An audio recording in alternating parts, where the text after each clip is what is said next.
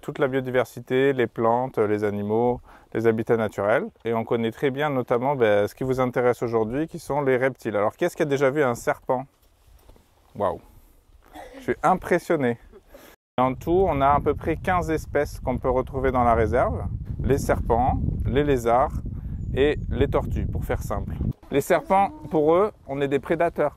Donc eux, ils se défendent comme si on voulait les manger, comme si on était un héron ou un aigle. Donc voilà, c'est pour ça qu'il ne faut pas essayer de les attraper. Et pour nous aider, on installe ce qu'on appelle des plaques à reptiles. Et c'est ça qu'on va installer ensemble cet après-midi. C'est du caoutchouc. En fait, c'est du matériel recyclé. C'est un matériau qui est très intéressant pour les reptiles parce que ça chauffe beaucoup au soleil.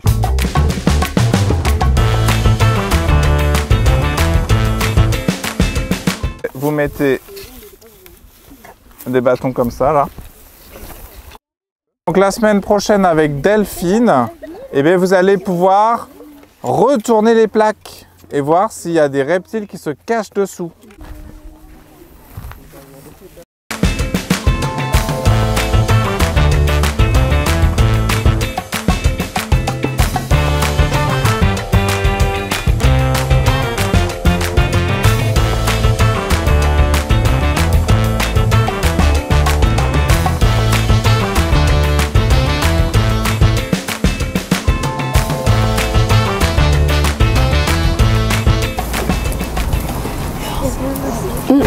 Pas de serpent. Par contre, il y a quand même des petites bestioles.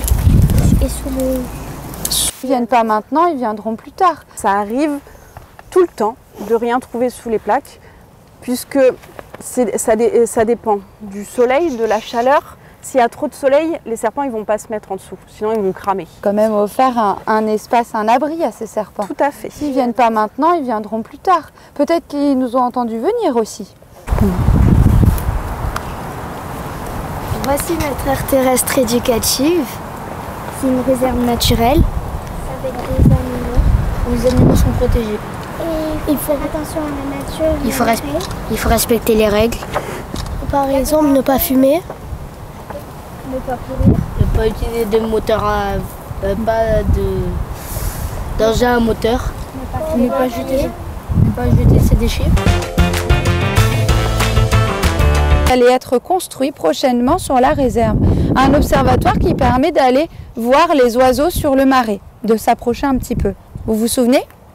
Cet observatoire, il n'est pas encore fait, mais on peut quand même participer à la réflexion de cet observatoire et donc réfléchir à ce qu'on pourrait mettre à l'intérieur si on doit créer un panneau d'information pour que les personnes, les visiteurs, et les petites règles de bonne conduite, puissent savoir les espèces qu'elles peuvent observer par exemple. Donc c'est à vous de décider tout ça, mais Delphine elle va être là pour vous aider et vous guider.